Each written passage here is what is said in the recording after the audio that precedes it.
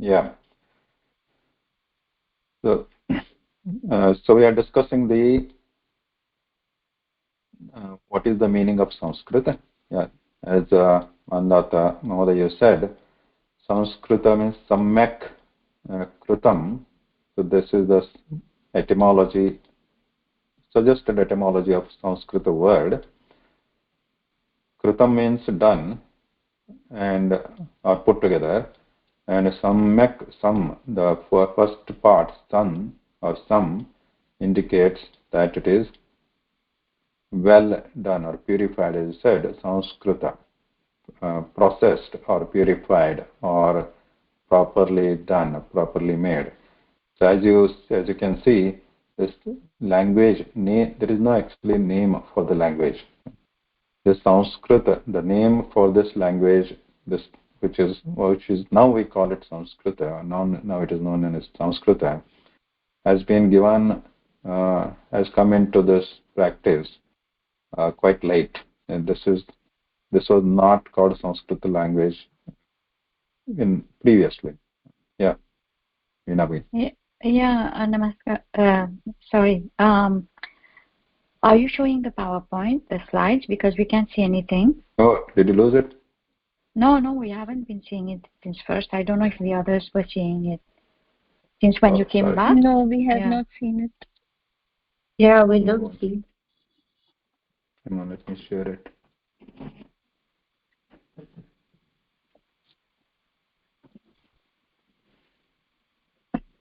This is? Yeah, now we see. No, not yet. Yes. Okay, sorry. I thought I was sharing it. Hmm. Yeah, Sanskrita.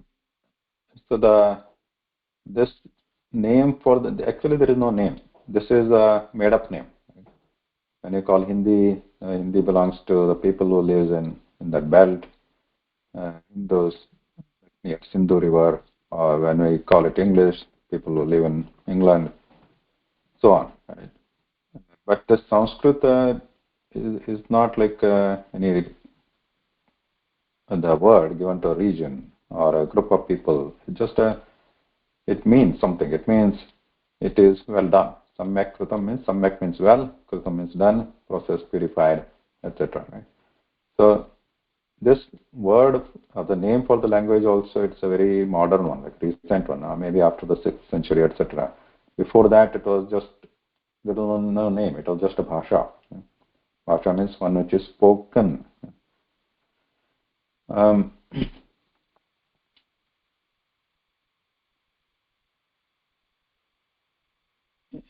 and the special things or why is this Sanskrit language good?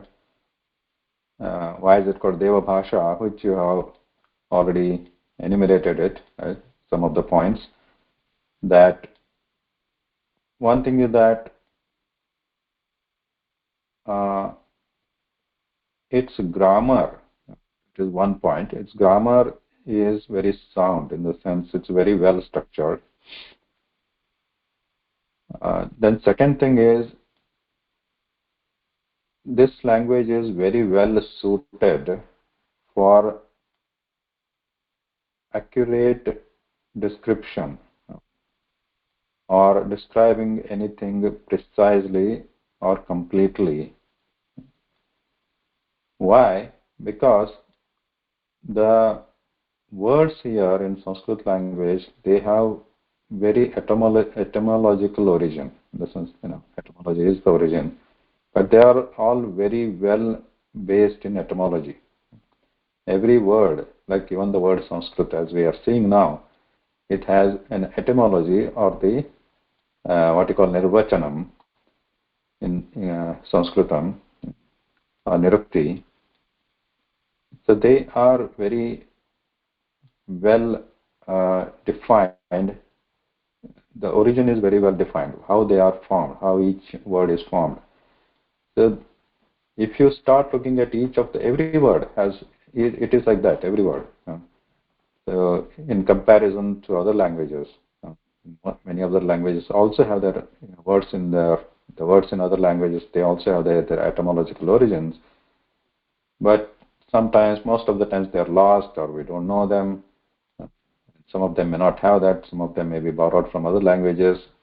For example, if you take whatever, circle, table, moon, sun, so what are these words? What does the sun mean? What does the moon mean? We know what the sun refers to, what the moon refers to, what the table refers to, but how the words are formed, why are they called sun, why are they called moon, why it is called table, so on,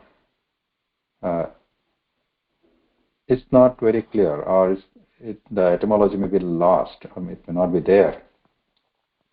But not in Sanskrit. In Sanskritam, the etymology, the origin of the word, how a word is formed, why is a moon in moon we call Chandra, or there are other words also, multiple words, as you know. Some of you know, like the words, the moon is called Soma, Chandra, Indu. So every word has nirvachanam or etymology there. Why is it called Indu? Why is it called Chandra? For fire, why is it called Agni? Why is it called Jataveda? Why is it called Hutapuk, etc. So every word has to have some etymology. Again, over a period of time,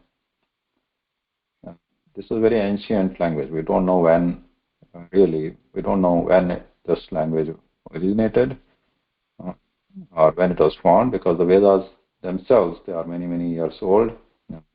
Some say they are like 5,000 years old. 5,000 is very, very modern.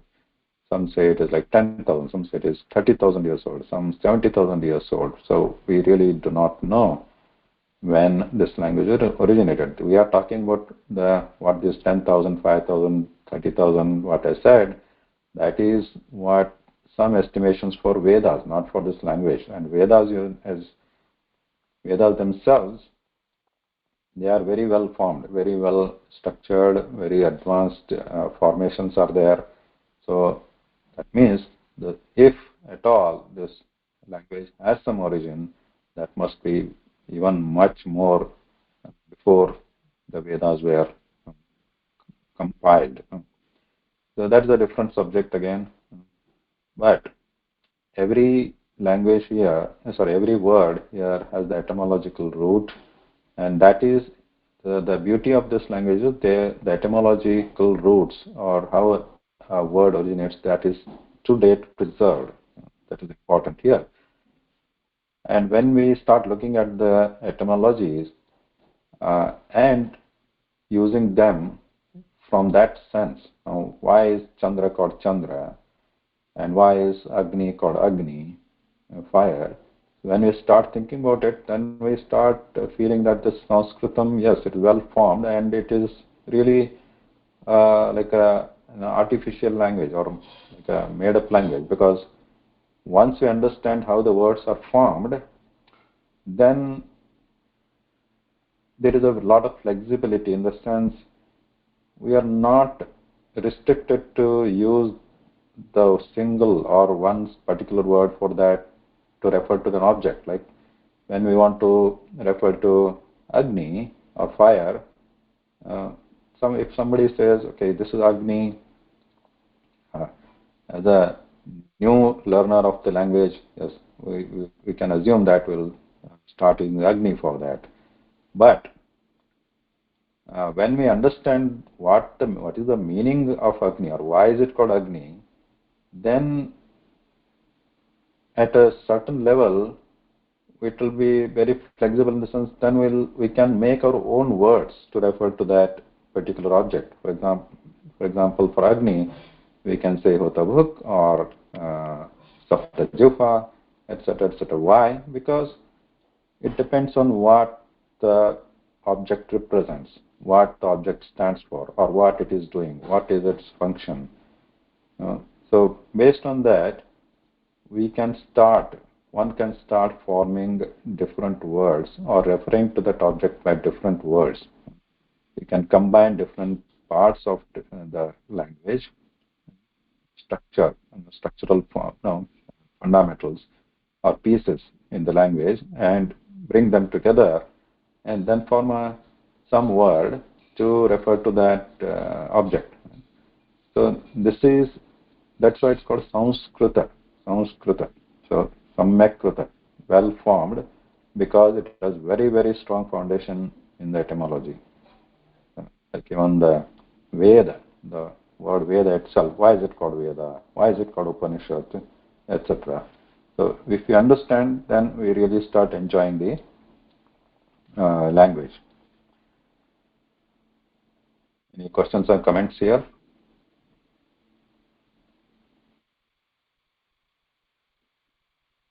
No. Okay. So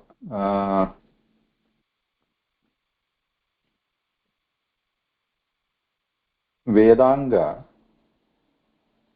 say, generally, traditionally, when a language is to be studied, these are the angas.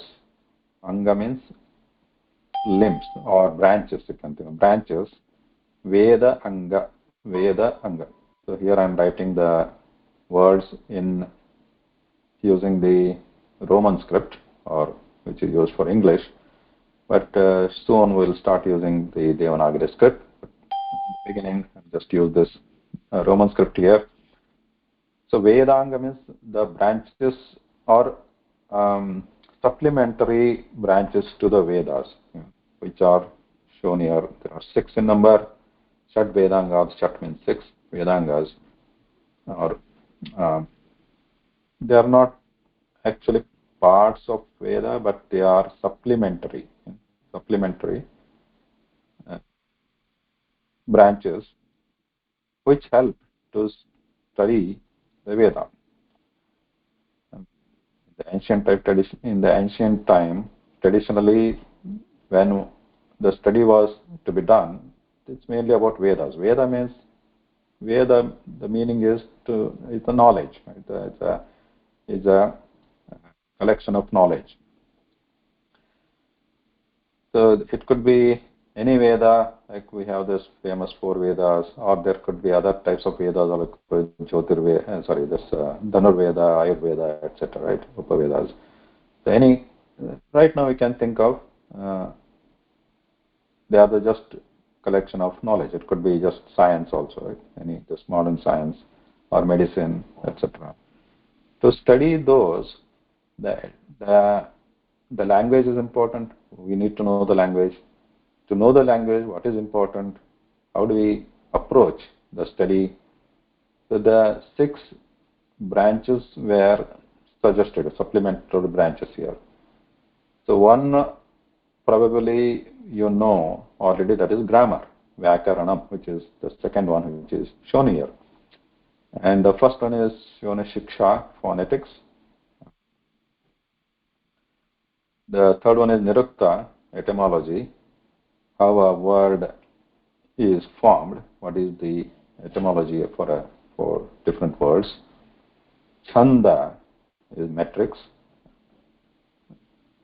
And then there is Jyotisha, astronomy. Note that I'm not writing it as astrology, it is astronomy. And then Kalpa means rituals. So 6 supplemental branches were studied before traditionally. Vyakarana is the most famous one here. Kalpa, which is rituals, how to do a yajna, yaga, homa, etc. So that we'll keep it aside for now. And people who want to go that route, so they can study that. They will study that Kalpa, etc. And then the Jyotisha, astronomy, when to do it, like when based on the alignment of the planets and the stars. So that is the study of that astronomical conditions which are favorable to certain rituals, that is Jyotisha. And then there is a metrics in somebody was saying, right? So based on in the Veda, difference between Veda, what is special about Vedas? In Vedas, the Surocharana, so depending on how the intonation, how we pronounce and how long we pronounce each of those swaras in Veda, depending on that, the effect of that Veda could, mantra could be different. So the chandas is a matrix generally we call, but chandas has other meanings also. So that's not the point of discussion here.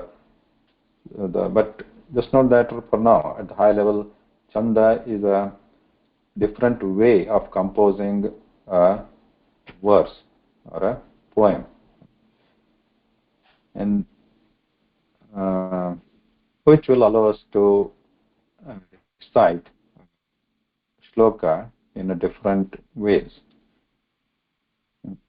And then the above one is the etymology, the grammar, which is famous, which is very widely studied. What is grammar, by the way? Grammar is a framework for the language. Vyakaranam is grammar, a framework for the language, how the words or which words are acceptable, right, in the language usage. Now, Vyakaranam is actually artificial, right? It's a framework. Framework is artificial in the sense the Vyakarana has to support the language. Support the language. So the language is being spoken by a group of people or many people, and how they speak, what kind of the words they use, how they use it, how they form the sentences. So those has to be supported by the framework, some framework. So any beginner or new person who is trying to learn the language, it will be helpful to get the grasp of the language quickly using that framework, studying that framework. So that way grammar is important. But grammar itself is not right. It has to support the language. In the sense, grammar comes later than the language. So if people who are native to that language, they start or they do not comply with some part of the grammar, let's say. They start using some word differently. Then Vyakarana ideally has to support that usage, because that's a new way of using a word or using a sentence or using the language. So grammar has to come up with some way to support that kind of usage. However, in case of Sanskrit, that becomes difficult because we do not have many native speakers of language right now, right? And who are obviously, in my opinion, there are no native speakers at all. So everybody's second language is Sanskrit. Second means it's an additional language. Everybody is learning it. Everybody has learned it separately, not by birth, right? So in that case, then we'll have to be very careful how we are using this language. And the other thing is that because this language is etymological, its base is etymology, then that etymological roots have to be kept intact. We can't just keep on throwing some random words into the language here, because then its name itself, the Sanskrita name itself, becomes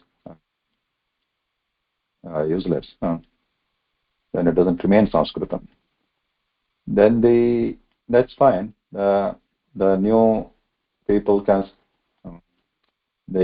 start. They usually start with Vyakaranam.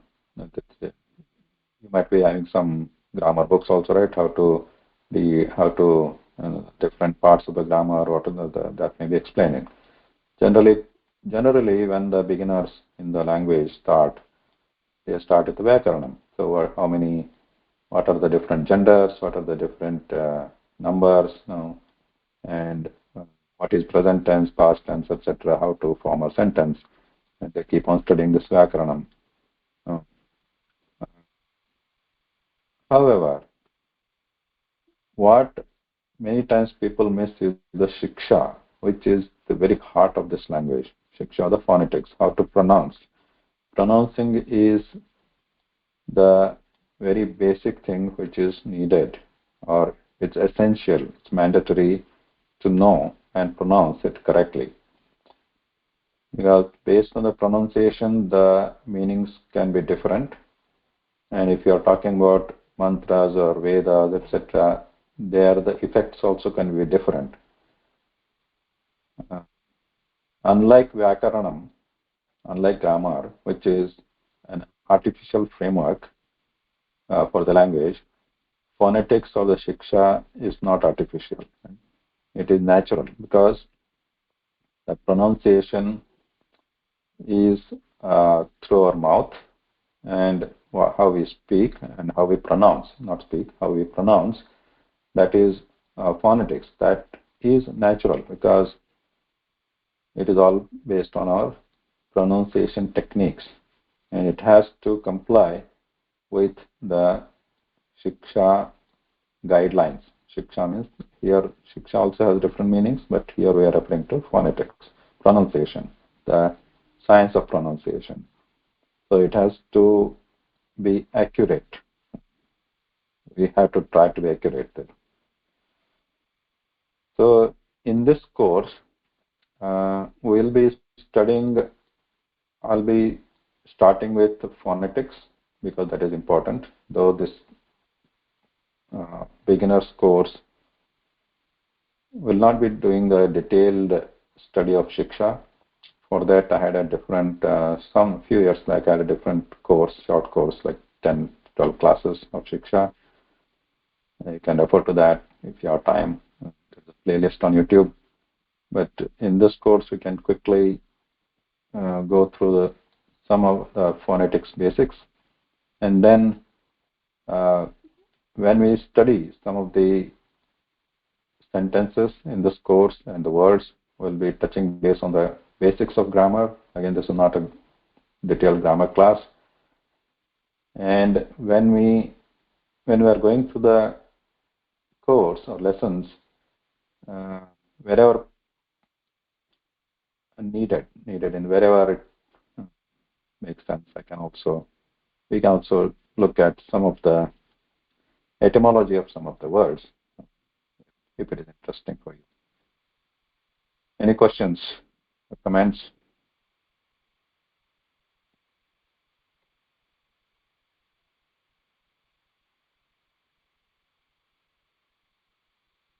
I think the pronunciation is very important, right?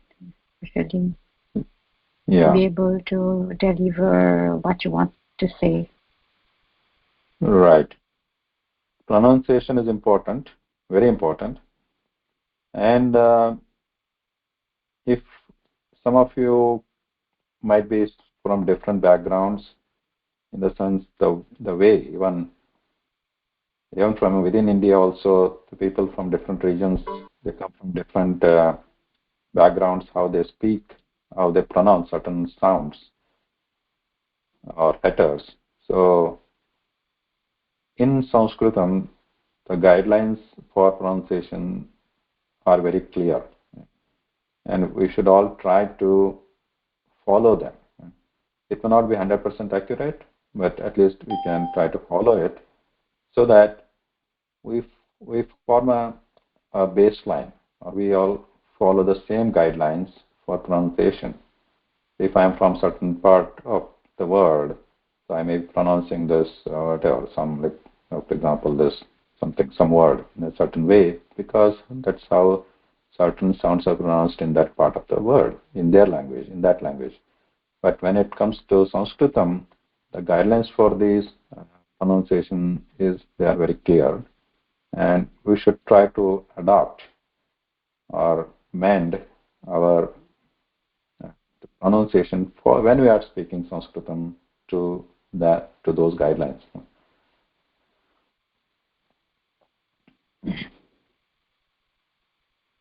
I think Mandata, you wanted to say something?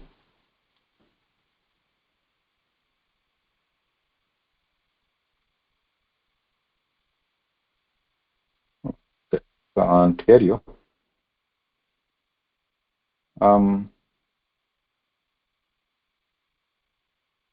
So,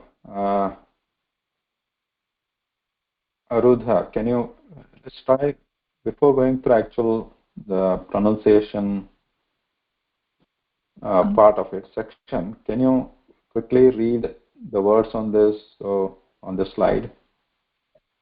First line, sir. Yeah, first line, horizontal. Aja, Gaja, Hara, Kara. Okay, second. Haya, Bharana, Ramana, Karana. Okay, thank you. Third and fourth, Anita. Bhaya, sorry. Bhaya, Sorry, yeah. Harana, Avagamana, Agamana, Gamana, Patana, Atapa, Yama. Next, Tatsiana, the last two words, the last two lines.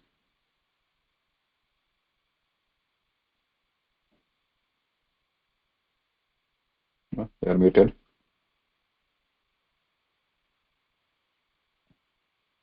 Edwina. Damana, Jala, Jalaja, Sakala, Kamala, Vana, Phala, Phalaka. So,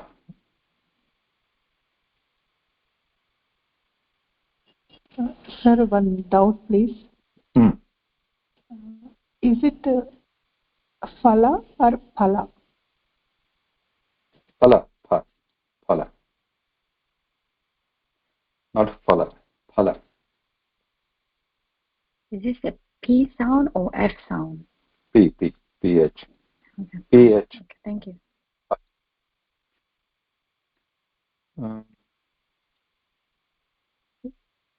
Mandata, are you?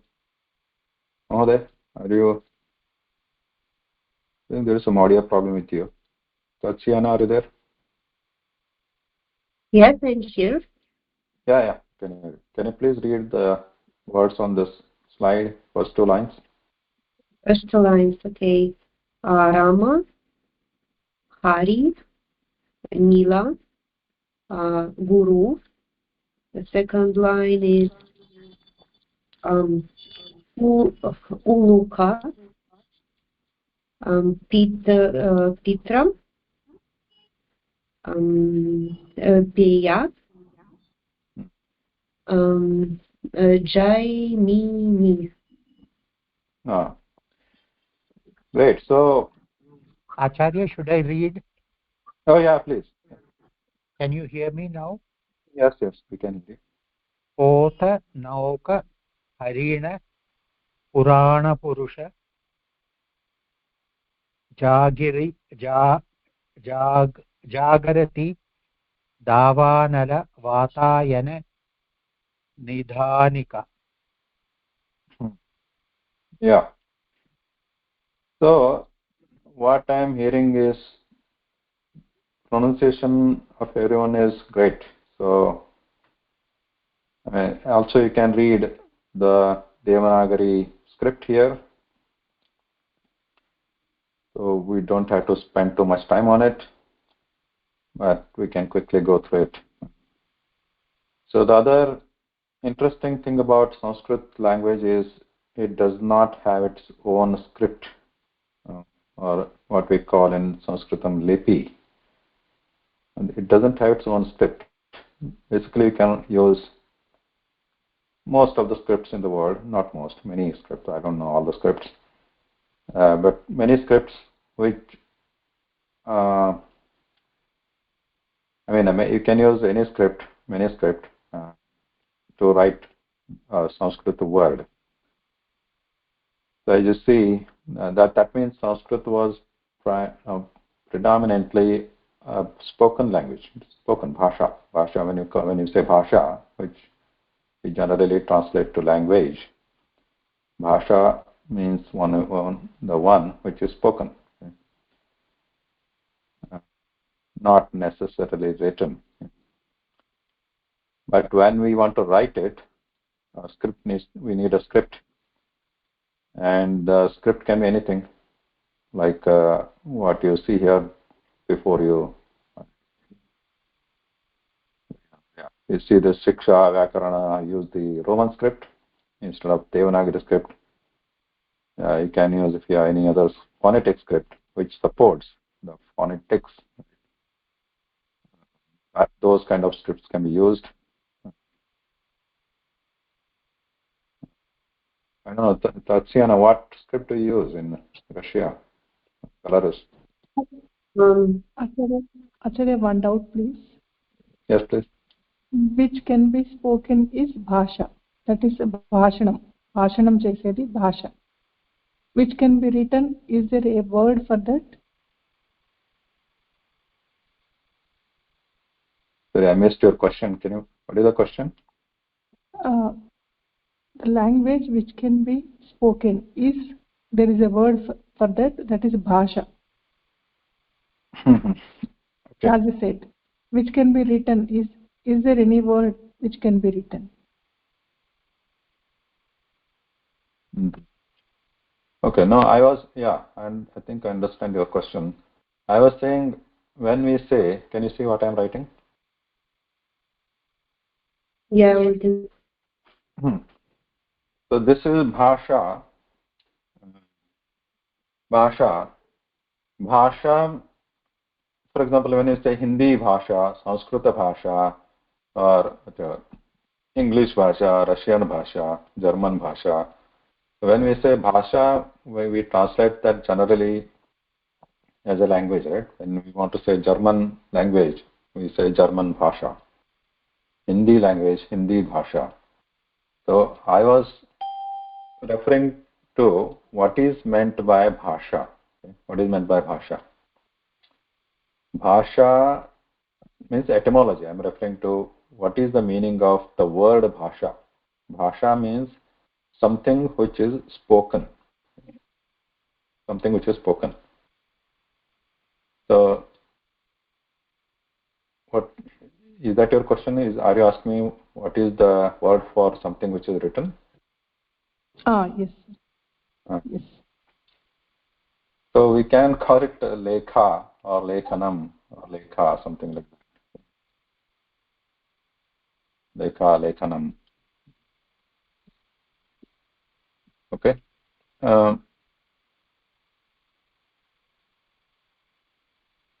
Like we write a letter or something that we call lekha or lekha, lekhanam, something. But I was referring mainly to the word language, which is translated to bhasha. Now, somebody join now.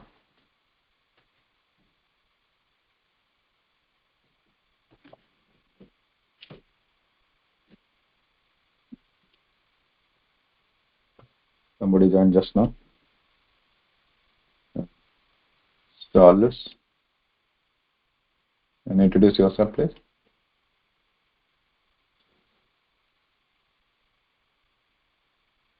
Okay. I think we are out of time.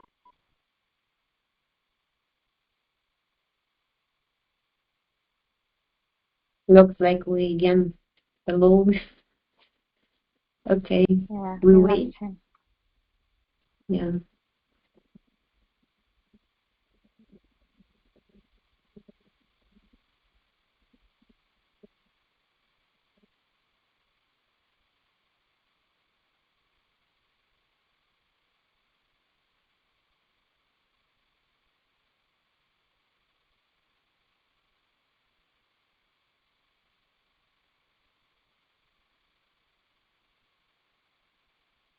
It may be because of the time too, right? Because it's supposed to end at 9:30.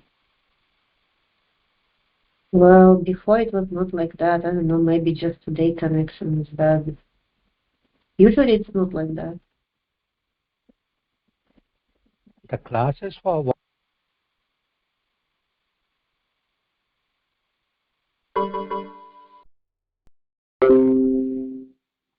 So these are all phonetic scripts, so they can be used for Sanskrit language, writing the Sanskrit language. Then, no, in fact, many of these scripts were, at least in India, Indian scripts, they were used before extensively to write Sanskrit literature or poems or etc. The old in the prints, uh, printed books of Sanskrit literature, Ramas, even Vedas, Upanishads, you find these in many different other scripts, not necessarily Devanagari script. The Devanagari, previously Brahmi script was there, which is the predecessor of Devanagari script, and which was simplified, and now it has become the Devanagari script and then become Devanagari script. The Devanagari script is predominantly used nowadays to write Sanskrit language. Why? There is no real reason for it. It can be really other scripts can also be used, but this has become more common now. Also, it is more convenient to represent certain words or certain sounds in using this Devanagari script. It becomes somewhat more accurate. Not necessarily, but you can say some accurate. But similar accuracy can be also achieved using other scripts if you are careful there. But Devanagari, it helps to know. So anybody who do not know Devanagari script here?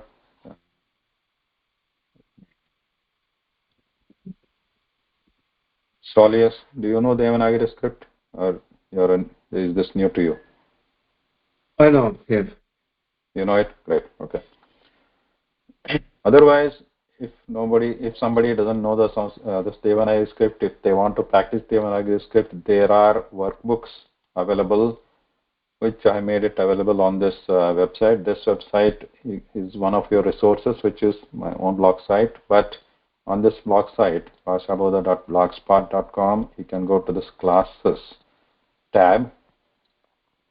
On this classes tab, if you scroll down, there is a classes information. So you go to classes information. I can send you this link later in the email. And there, you go to this L1 2023. Here, I'll be posting the recordings of our classes after each class. So you can refer to that, and any link to the homework or exercise, I'll be posting it here. And then link to the course slide, that the Google Slides I'm using, that is also available here if you want to download it. There are instructions to download the slides.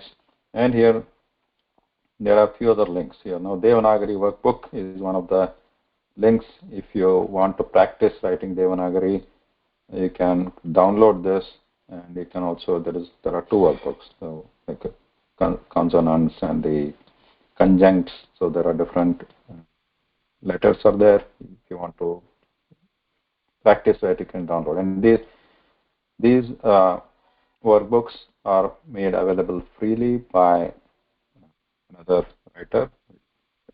Thankful to her. And they are also available for purchase on Amazon, etc. Try if you want to purchase. You purchase it. So free. And so that's about the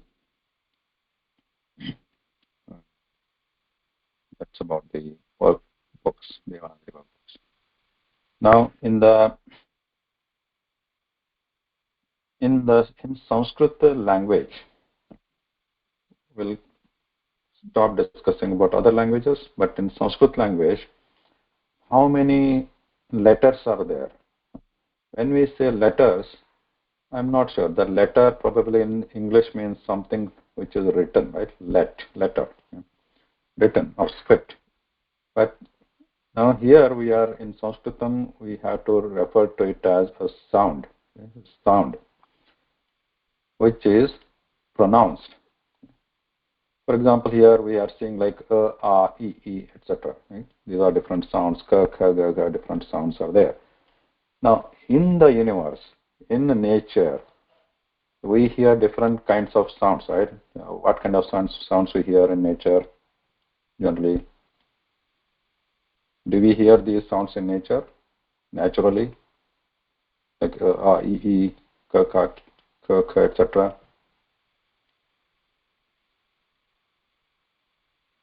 Anybody?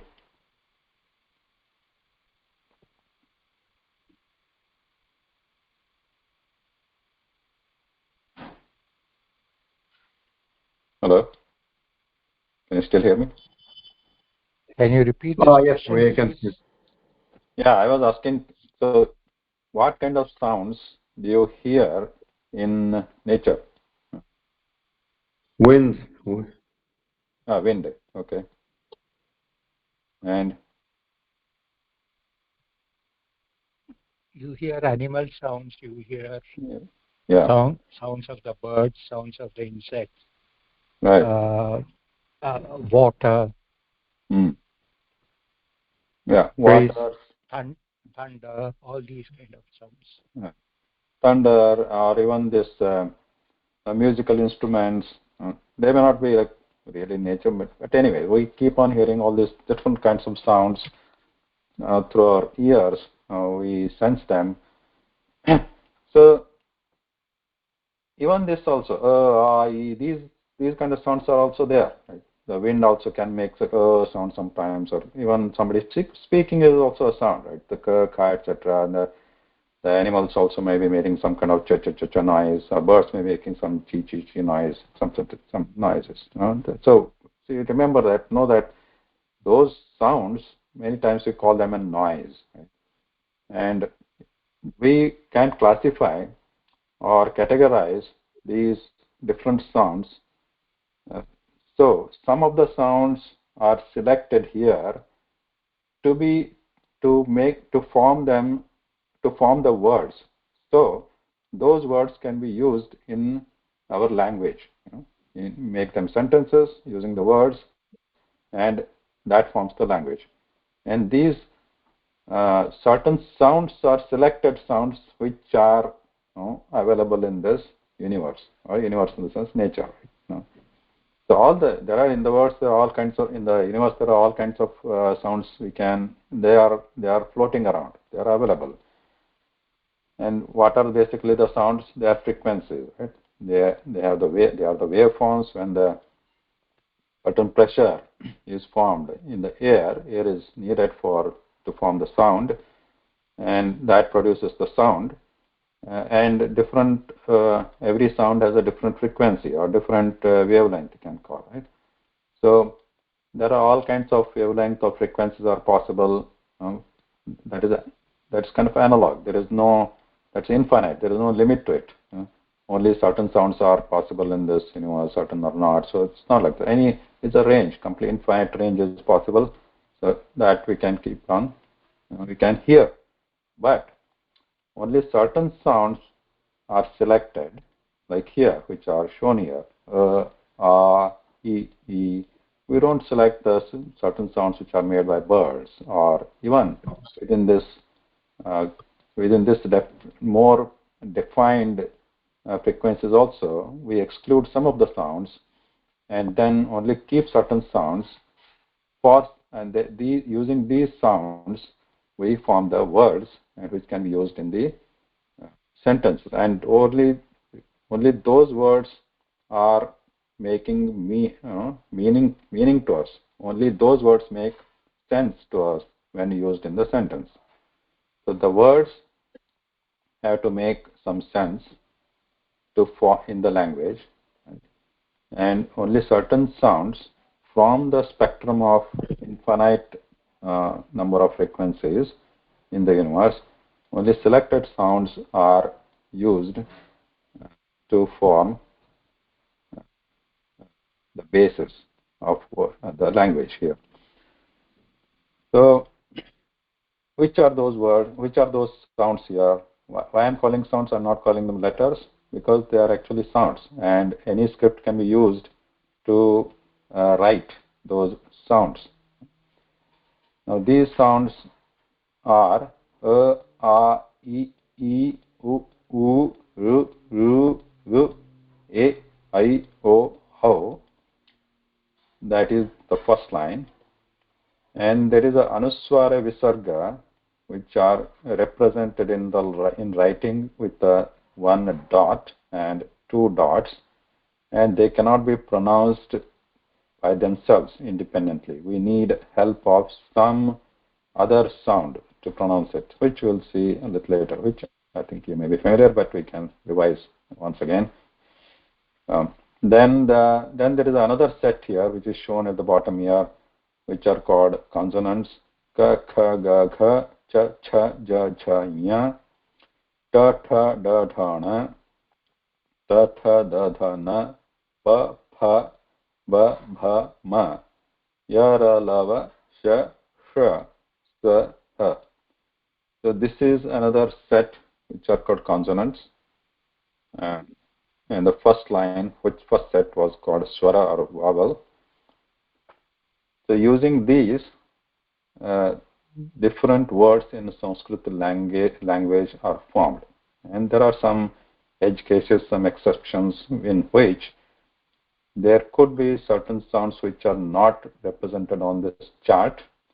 There could be there in some Veda mantras, etc. And some other places also we might find some other sounds which are not included on this chart. But this chart is based on the current grammatical framework, grammar framework, which is used for the currently used Sanskrit language. And that grammatical framework is Panini's Ashtadhyayi. So based the Panini, as per Panini Ashtadhyayi, these are the sounds which are selected to form the words in the language. We'll stop here today. I think any questions so far?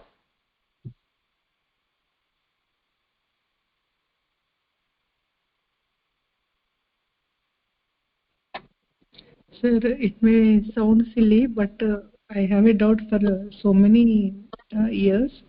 This Visarga, this is pronounced as ha. When there is a consonant as ha, what could be the need of Visarga here? Yeah. Yes. Good question. Yeah. So anybody else want to? I also had the same doubt. So yeah, I was planning to go through each one of them quickly, but let me, since you asked this question, let me tackle this first. So her, and now the Visarga, when you say Visarga, I'm not pronouncing it purposely because it cannot be pronounced by itself. It's not her. It is not her. It's just a representation of Visarga is two dots, and we have to use some other. It has to come after a certain different swara. It has to follow a swara. The Visarga or Anuswara has to follow a swara. Now, example we can take Balaha or Devaha or Balaha. So here I'm not writing it as or even reading it as or pronouncing it as Balaha. So here the pronunciation has to be, ideally it should be Bala, Bala, not Balaha, Bala. So what is the difference here? Just as high level again, we are not going to go to technical details here, but her, when we pronounce her, this her, it has a vibratory sound in it. It has a nada in Sanskritam. In the Shiksha, we call it nada or a vibration in it. Whereas this Visarga, when pronounced after following a swara, what is the swara in this case? When we write or say Bala, what is the swara at the end La. before the Visarga? La. No, there is a A. There is a A. Right? Bala has Ba, and there is a Vyanjana La, which is written like this, and there is A, which is a swara, vowel, and then there is a Visarga. Yes. I'm not expanding this Ba because it's not relevant to this discussion. I'm just expanding this La. So La, this is a Vyanjana. This La, when it is written like this is not a Vyanjana. So this is actually L-A, right? There is a La. Only La is the Vyanjana, which cannot be pronounced independently also. The Vyanjanas cannot be pronounced independently. They need some swara to follow it to pronounce the Vyanjana. And then Visarga can be there, depending on what word it is. It has to follow one of the swaras, not necessarily a, but for example, if you are writing Kavi, then there is at the end there is E sound. E sound is there. After that there is a Visarga. So when we want to pronounce that, we have to pronounce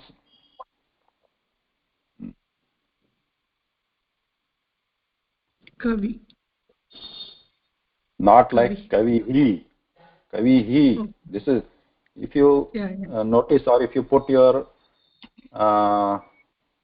hand around your front neck, like when you are pronouncing he, it has to have that vibratory sound, Kavihi. But when you pronounce this Kavi, then Visarga has to pronounce, that has to be muted. There should not be sound, just the breath has to come out slightly. Kavi, Kavi, Kavi. Now understood. It sometimes is not audible also, and that is like a very light breath coming out. And the meaning of the Visarga is discharge or throwing out, discharge. Visarga itself means releasing.